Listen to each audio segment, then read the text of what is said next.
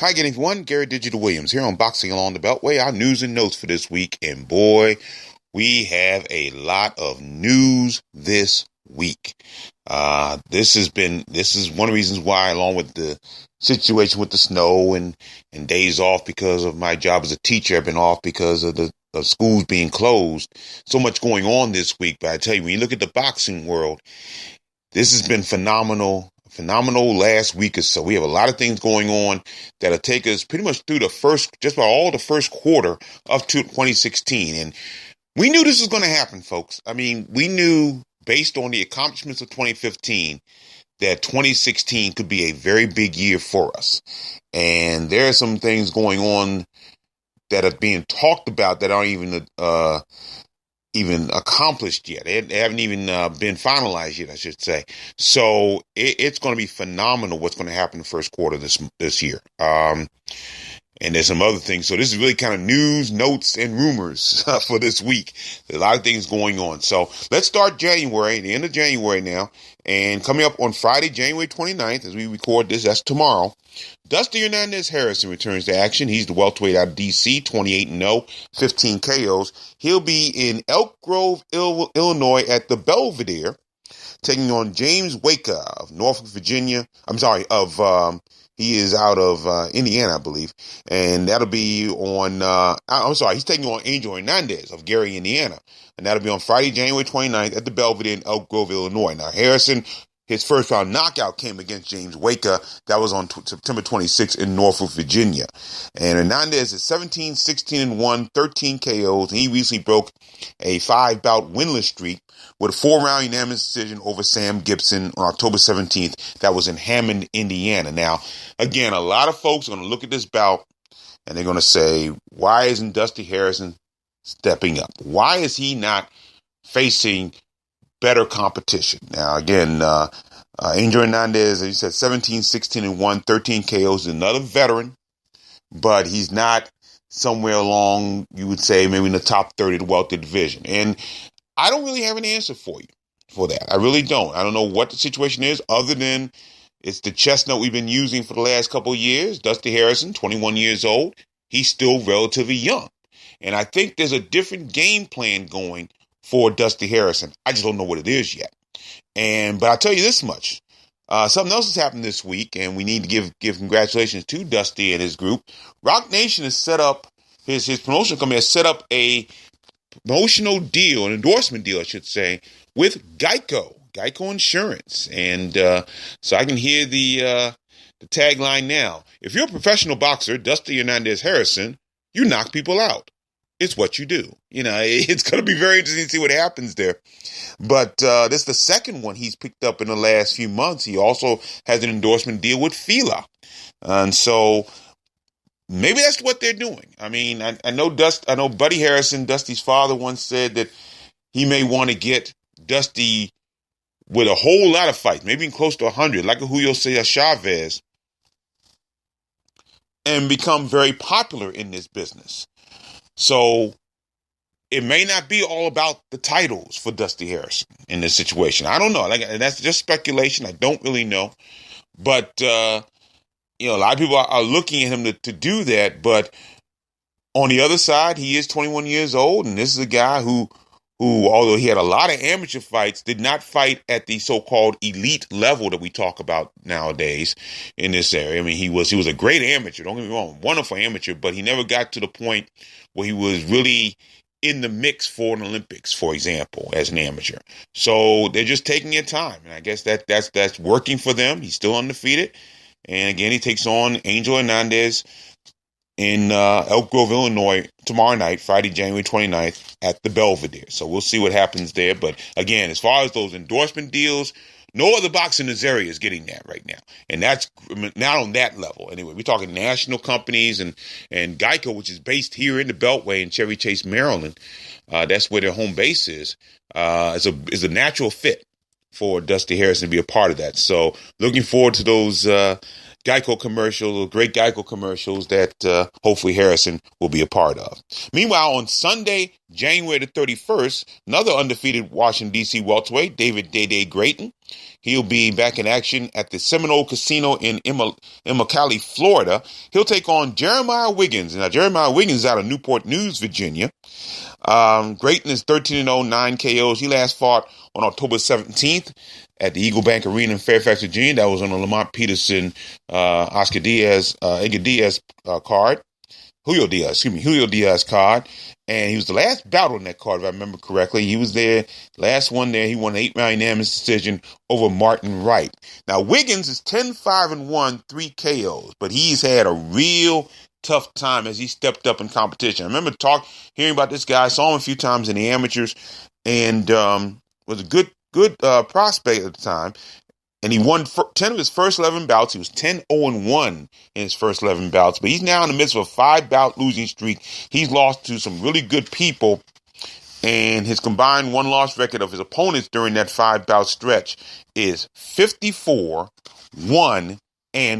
So that'll be interesting to see how he does against another undefeated boxer in David Day Grayton coming up on Sunday, January 31st. That card is scheduled to be on Bouts TV this weekend. I don't know if Grayton's bout will make the telecast in that situation. So that's Sunday, January 31st.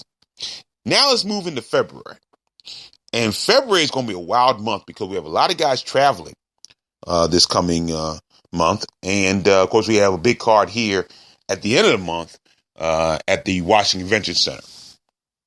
We start off on Tuesday, February the 9th with Jordan Short Dog White. Now, Jordan White made his pro debut in December of 2015, but it was too late to really be put into the mix for the rookie class of 2015. So he's in the rookie class of 2016, and right now it looks like a very strong class. When you look at guys like Matthew Abregu making his pro debut also.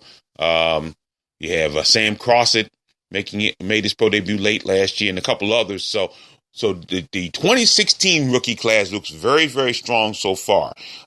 Jordan White, who is an Al Haymon boxer, he won his pro debut in just 20 seconds back on December 8th against Jose Roman in Trenton, New Jersey. And White will take on Manuel El Turco Rubalcava of Mexico. This will be at the Sands Bethlehem Event Center in Bethlehem, Pennsylvania. Rubalcava will be facing a Beltway boxer for the second straight time. He lost by a second-round knockout to the 2015 Beltway Boxing Rookie of the Year. That was Antonio Russell. That was back on September 12th in Mashantucket, Connecticut at the Foxwoods. White is coming off that 22nd win over Jose Roman. So that'll be on a CBS Sports Network card, but I don't think White will make the telecast in that situation. But he's scheduled to be on that card. I'm sorry, I believe it'll be Fox Sports 1. Excuse me, Fox Sports 1 on that situation on Tuesday, February 9th. On Saturday, February 13th, Frederick, Maryland light heavyweight Larry Hitman Pryor. He'll be in an 8-round contest against undefeated Aaron Quattrocchi. He's from Follinsby, West Virginia, and the bout will take place in West Virginia at the Mountaineer Casino and Racetrack in Chester, West Virginia. Now, Pryor just fought not too long ago. He fought on January 16th at the ABC Sports Complex in Springfield, Virginia. You heard that card right here on the Boxing on the Beltway Google app for Android and on YouTube for the first time, as well as on Spreaker.com and iHeartRadio.com. He lost a 6-round unanimous decision to Stevens Boudier in that card. Fought pretty well. Boudier couldn't do a whole lot with him other than, actually Pryor couldn't do a whole lot with Boudier, but Boudier was no way he was going to knock Pryor out. Pryor stayed in there pretty well. Quattrocchi is the West Virginia State light heavyweight champion, and he defended that title in his last outing in a rematch against Mike Snyder December 11th and won a 10-round unanimous decision, and Quattrocchi is 8-0-1 with 4 KOs. That'll be on Saturday, February the 13th. Then on Friday, February the 19th, the King's son, Jerry Odom, he's a super middleweight out of Bowie, Maryland. He'll be in a nationally televised 8-round contest. That'll be up against undefeated Ronald Ellis. He's out of Lynn, Massachusetts. And the bout will be held And I don't have where it's going to be held. That's interesting. I forgot where I had my notes. I don't exactly remember where it's going to be held, but it's going to be on Friday, February 19th, and it'll be shown on Showbox. Now, this will be Odom's 5th straight time on Showbox, and he looks to bounce back from his last contest, and that was that loss, the third round TKO loss to Samuel Clarkson, and that was back on July 17th at the Sands Casino Resort in Bethlehem, Pennsylvania, and about where Odom's promoters, GH3 Promotions, really took the blame for making that bout happen. Clarkson was way overweight in that situation on the scales, but they decided to let Odom take the bout, and he paid for it with a loss. So Odom, who's 13-2 with 12 KOs, he's lost 2 of his last 3. So he needs this win, and it's going to be interesting because Ellis is 12-0, 10 KOs. He's coming off a second-round TKO over Jazz Phillips on August 29th in Inglewood, California. Now, Ellis has knocked out his last 4 opponents, but Odom will definitely be the most successful foe that Ellis has faced in his career. So as soon as we get the location for that, I believe it's in New Jersey, but for some reason I didn't put it in my notes. I don't know why, so I apologize for that. So that'll be on Friday, February the 19th. Also, we're just finding out that Baltimore welterweight Malik Iceman Hawkins will be involved in the card that's going to be on the CBS Sports Network. That'll be on Friday, February the 19th from Sloan, Iowa. So we don't know whose opponent is scheduled to be, but all signs point to him being a part of that card coming up on February the 19th. Then on Saturday, February the 27th, we have 2 boxers from the local area who will be involved in the Terrence Crawford Hank Lundy card. That'll be at Madison Square Garden in New York City.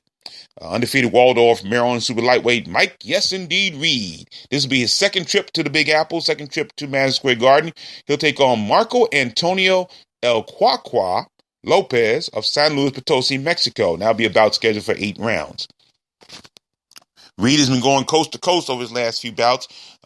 His last contest was a 7th round TKO of Rondell Hubbard, and that was on February 27th. It was not on February 27th. That was in October in Las Vegas, Nevada. And Reed is 17-0, 10 KOs. The last time Reed was in New York, he won an 8-round unanimous decision over Luis Joel Gonzalez on June 13th. Lopez is 24-8, 15 KOs. He'll be looking to break a 3-bout losing streak. Reed, as you said, 17-0, 10 KOs. But in the last bout, Lopez lost a 6-round unanimous decision to Clarence Booth on August 1st in Frisco, Texas. So hopefully things will continue to move well for Mike Reed.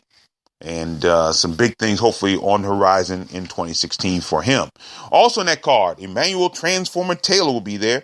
He's out of Edgewood Arsenal near Baltimore, Maryland. He'll be in an 8-round super lightweight contest against Wilfredo El Zurdo Acuna. He's out of Managua, Nicaragua.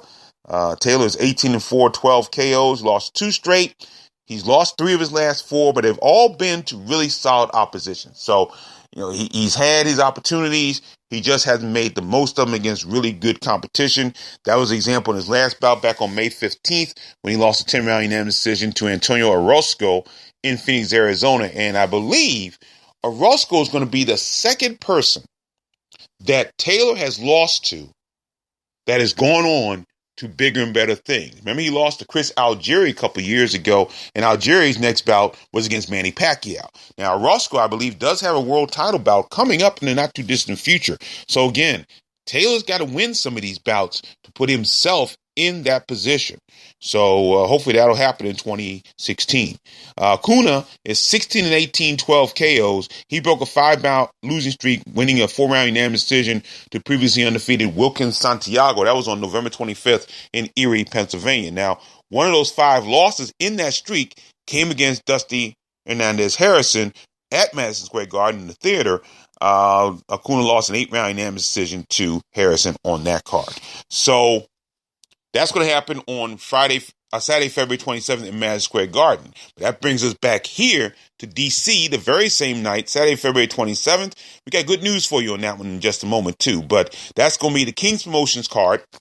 that'll be held now at the Washington Convention Center. I think last podcast we said it was going to be at the Sphinx Club. It will not be at the Sphinx Club. It'll be at the Washington Convention Center, and that will mean we'll be able to broadcast live for you right here on the Box Lawn Beltway Google app for Android of this card. And should be interesting to see what happens with this card.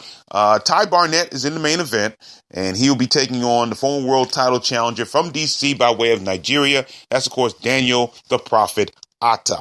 And that's really interesting to see what happens there. Barnett is 22-4-1, 14 KOs, and he hasn't fought since he lost that 9th round TKO to Cosme Rivera back in May of 2014 at the Washington Convention Center. And that's, of course, the podcast where I had a real tough time with that one. And, of course, what happened in that situation was someone came in and tackled Rivera after Barnett got knocked out. And it was a real sad situation, one of the worst situations I have seen in quite some time. And Barnett took some time off, and I heard rumors that he had some issues in his personal life during that time period that didn't allow him to come back right away. But he is back, and we'll see what happens against the veteran Atta. Of course, once challenged Acelino Freitas for the lightweight championship. Atta is 28-21-1, 11 KOs. He's lost 8 in a row, including a 4th round stoppage to Ayaz Hussein on December 4th in Montreal, Canada. So Atta has been around the world, fought a lot of great people over the years, fought DeMarcus Corley and a few others, went the distance with some guys that a lot of people didn't think he was going to go the distance with, even at this advanced stage of his career. But we'll see what happens in that situation against Ty Barnett. Now, this card is going to feature a number of Beltway boxers. Damon Nicholson will be there. He's 15-1, 15 KOs. Michael the Professor Fox, 8-0, 2 KOs. The Golden Goat, Albie Sadikaj, 4-0, 4 KOs. We talked about him, talked about the Vanilla Gorilla, Sam Crossett, 1-0, 1 KO. Luther Lights Out Smith, 3-0, 3 KOs, the heavyweight. And the returning Antonio Teflon Magruder, who hasn't fought in a couple of years. He's 3-0, 2 KOs. We're also going to get a visit from Hudsonville, Michigan cruiserweight Jordan Schimmel. Well, Schimmel. I'm not sure if it's Schimmel or Schimmel. 19-1, 16 KOs. Now, the word is, now I'm getting this word through the guy who's scheduled to be his opponent, and we are being told that it's scheduled to be Willis the Prophet Lockett. We're not 100% sure, although Lockett's people have told me they have signed the contract and it's a done deal. That's who Schimmel is scheduled to fight on the February 27th card at the Washington Convention Center.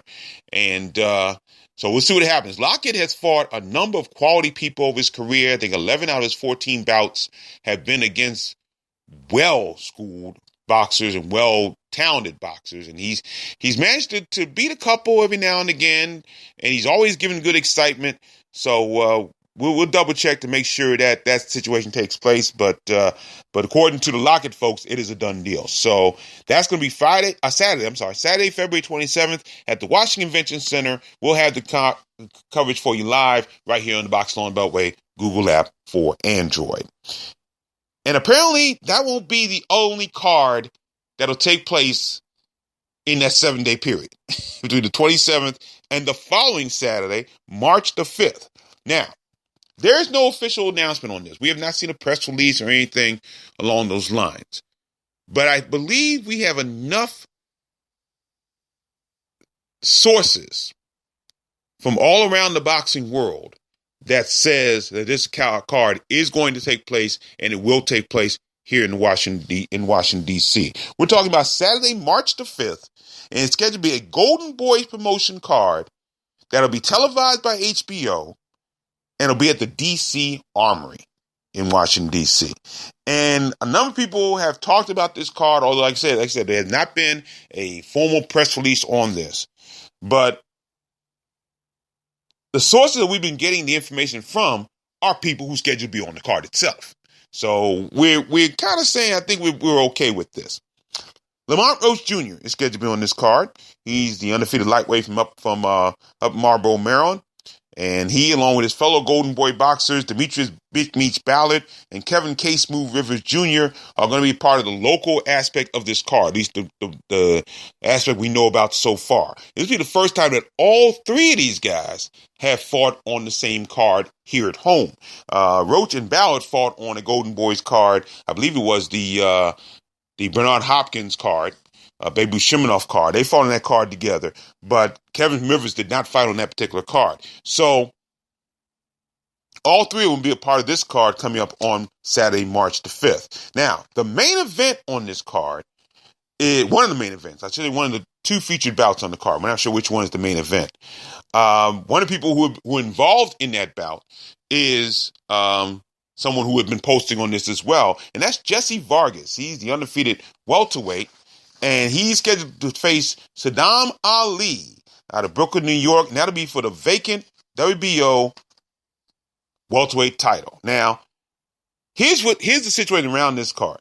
Vargas, who's out of Las Vegas, Nevada, was actually offered this bout a year ago, but it was scheduled to be in New York, where Ali is from. Ali's from Brooklyn, and he didn't want the fight because it was scheduled to be in New York. So DC ended up being a good compromise of sort, although Ali has fought here before. He fought on the Hopkins Shimonov card, won a first-round knockout over Michael Clark.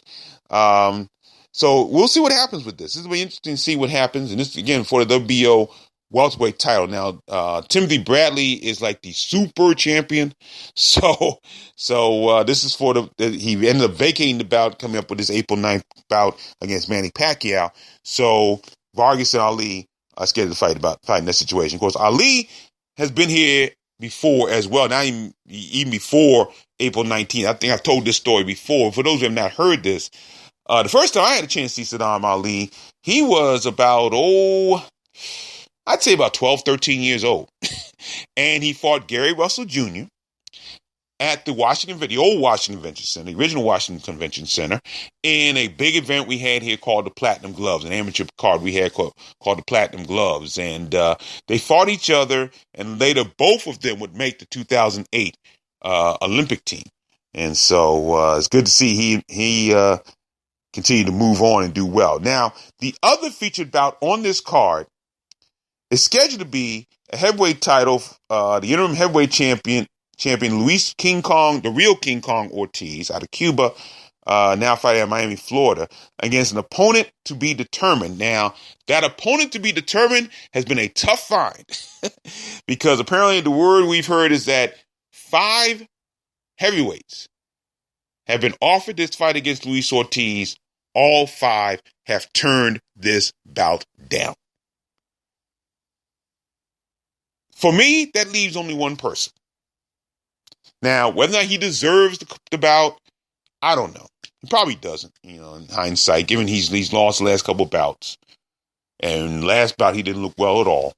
But I think if this is going to be the tail end of his career, he hasn't fought in the Beltway region, and I can't remember when. I think he had to go back maybe to the bout he fought back at Michael's 8th Avenue against Brandon Cabell. That's a long time ago. But let's give Tony Thompson one more shot in front of the home crowd. Okay? He hasn't fought here, like I said, in so long. It may be his last hurrah. Give him a shot. Just give him a shot, see what happens. And if he loses, he's supposed to lose. And he can go off in the sunset, but at least he's fought in front of his home people. So we'll see if that comes to fruition. I don't know. It's a far-flung dream, I guess. But we'll see. It should be interesting to see what happens there. So that is March 5th. That'll be at the D.C. Armory in Washington, D.C. It looks like it's going to be a done deal. We'll keep you posted, of course, on it. And by the way, it's supposed to be an HBO Boxing After Dark telecast. So if HBO comes in, it'll be the second time since 2011 that HBO is scheduled to be here, from what I hear now.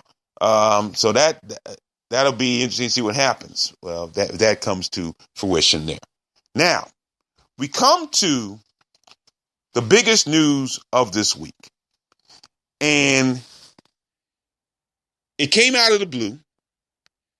It came through a lot of situations going on within the governing bodies. Now, I talk about the governing bodies, and a lot of people hate them, and they don't feel that they're any kind of use in this sport. This is an argument as to why the rankings can be considered useful. Now, this story has been making internet rounds. Dan Rayfield of ESPN.com, he broke the story, and a lot of other websites, including my own, have picked up on it. And it's an interesting story. It really is. And again, it comes out of the blue. Now, again, we talk about the achievements of boxers in the Beltway region in 2015. Well, Dominic Wade had a big achievement. And up until the achievement that,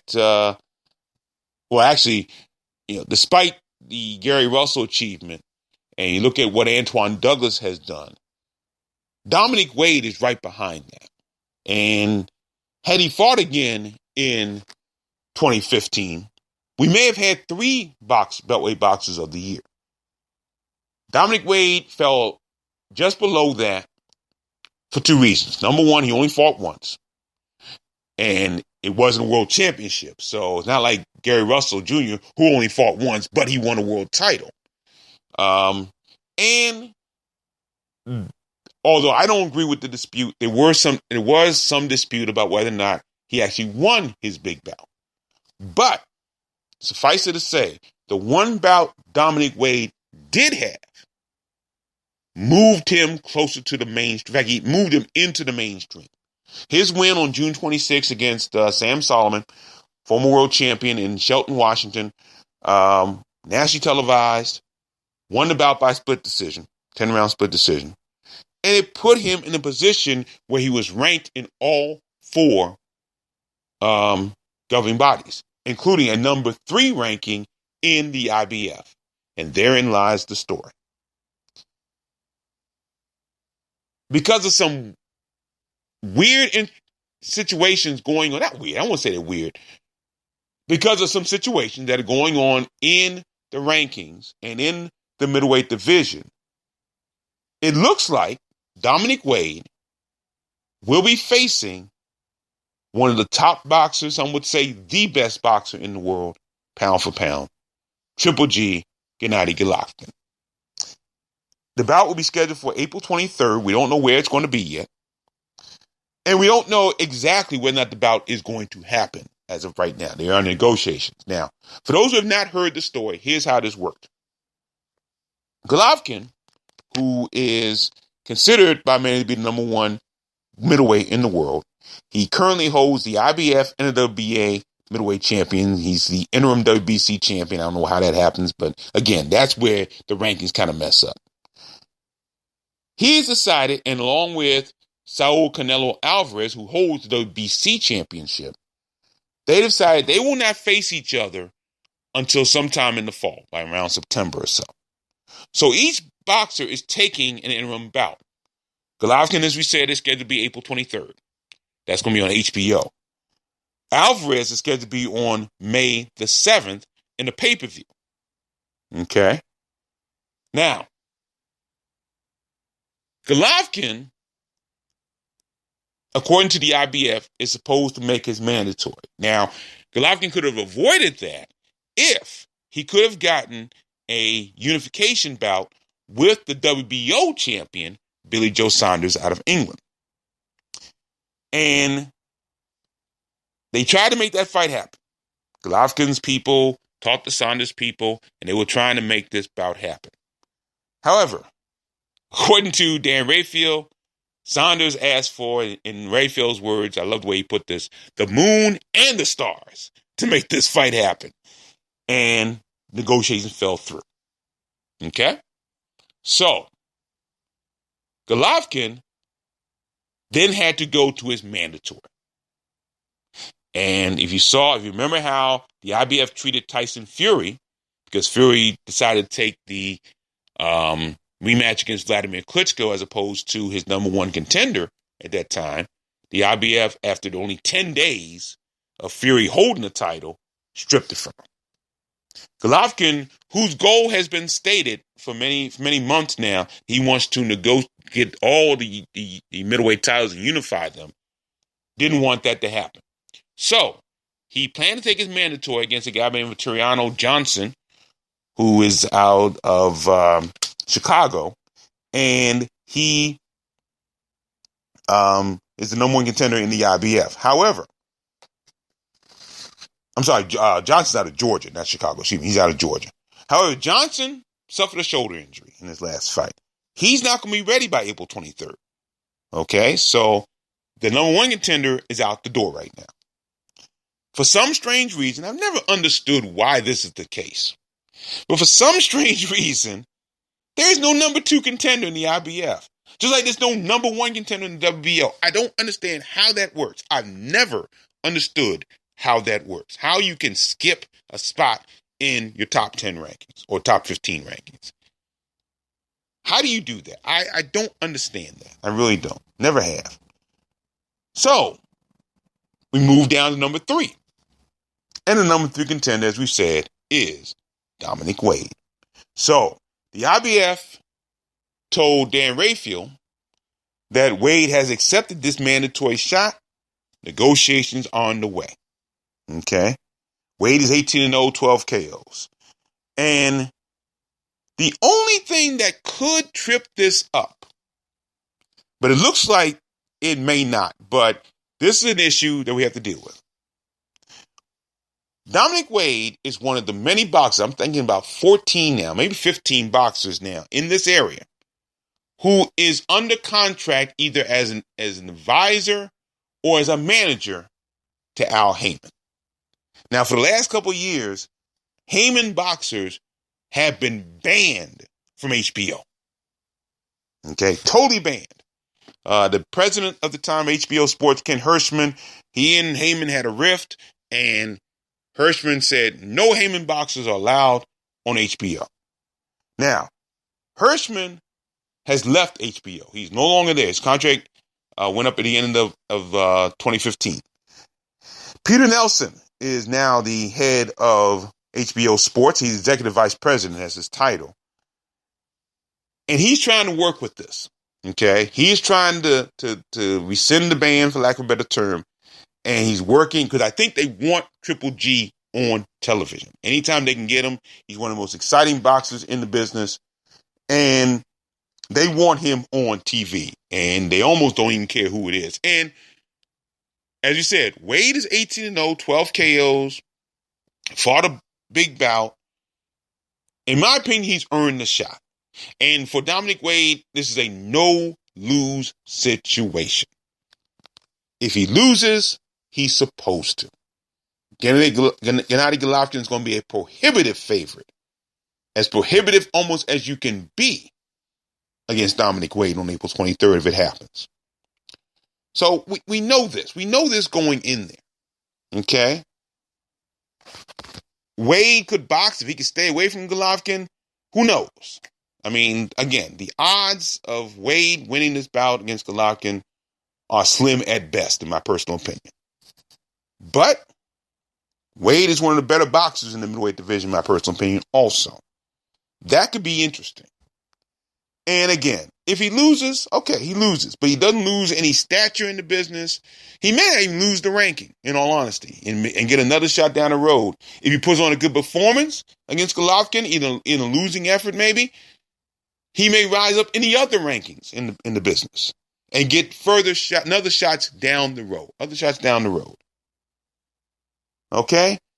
So, this is no lose for Dominic. Okay? And if he wins, to say he's in the mainstream would be an understatement. He blasts onto the scene. If he beats Gennady Golovkin, excuse me. So, there's no lose for Dominic Wade in this situation. And I wish him well. Definitely looking forward to talking to him about it. It's a big event, one of the biggest moments outside winning a world, going for a world title that we can have in this area, from this area. That is huge. I mean, you're facing, again, I would say one of the 3 best fighters pound for pound in this sport right now. And you can juggle any of those names you want to in that situation. But to be put in the mainstream like this, and again, it's because he took advantage of a huge win. And that opens the door for guys like Jared Hurd, who did it, guys like Antoine Douglas, who's been doing it.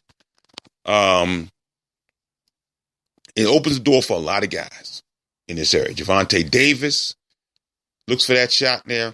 When you look at those guys who right now, you're talking about Some of the best in the Beltway right now. Best of the best in the Beltway.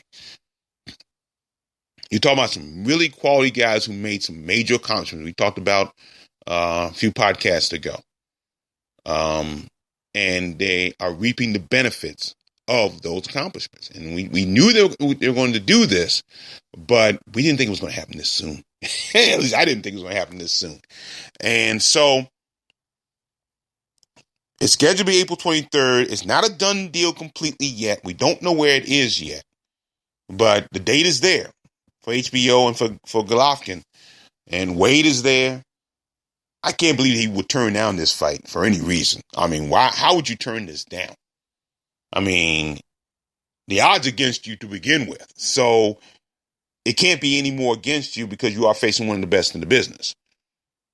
So take your shot. Never know. Never know. So that was the big news of the week. But again, this has been an amazing couple of weeks here along the Beltway. And we're just getting started, folks. We've got another card. Jetta Promotion just announced their latest card. It's going to be April 9th. There is a rumor. Here's a rumor we can talk about a little bit. There's a rumor floating around. And I don't know how substantial it is. A couple people have talked to me about it. And I just put it out there. But again, it is a rumor. I don't know any more about it than what I've been told. That Adrian Bronner might bring a bout here to DC against Ashley Theophane. There is talk that Gervonta Davis will be on this card, but again, all this is talk. And there's some talk about Gary Russell Jr. finally competing here. Maybe his first title defense might be here as well. So again, this is what it's been like in this area now. We're a hot area.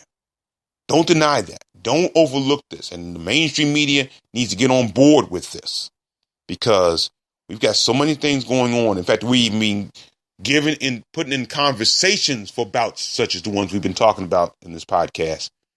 Gives you an idea how hot this area is becoming. And don't forget, we still have the Golden Gloves coming up next month as well. They kick off in February as well. So we've got so much going on in this area. It is going to be unbelievable. Make sure you are with us right here on the Boxing on the Beltway Google app for Android. You're reading us on boxingonnthebeltway.blogspot.com. You're reading Juan Marshall on ProAmFightTalk.blogspot.com. We're giving you all the latest news as best we can, as quickly as we can about everything going on in the Beltway boxing region. Again, if it's not the hottest pro boxing region in the country right now, it's got to be in the top 3, maybe in the top 2. I can't think of another area as red hot as this area right here in DC, Maryland, and Northern Virginia. We are talking some great boxing here. Make sure you stay with us. Thanks for your continued support in what we're doing. And we're just going to ride the wave just like we've been doing. Definitely. Thank you very much for joining us, everyone. I'm Gary Digital Williams. Thanks for listening. Always remember, keep supporting the best boxing in the world. The boxing along the Beltway. Excuse me. Let's try that again. Boxing along the Beltway. Take care, everyone.